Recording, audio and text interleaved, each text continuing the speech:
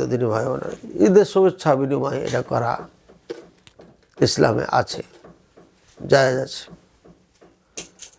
বিনিময়ের ভাষা কী হবে এবং কিভাবে হবে? শুভেচ্ছা বিনিময়ের ভাষা হলো তাকাব্বালাল্লাহু মিন্না ওয়া মিনকুম, এতটুকু বললেও হবে। আর যদি পুরো আর একটু বাড়িয়ে দেন তাতে আরও ভালো।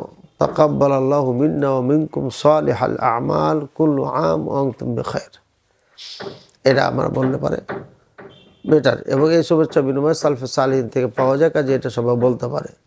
বাকি থাকলো মুআনাকা করা, একজন আরেকজনকে কাঁধে কাঁধে লাগানো, এটা করা যাবে কিনা?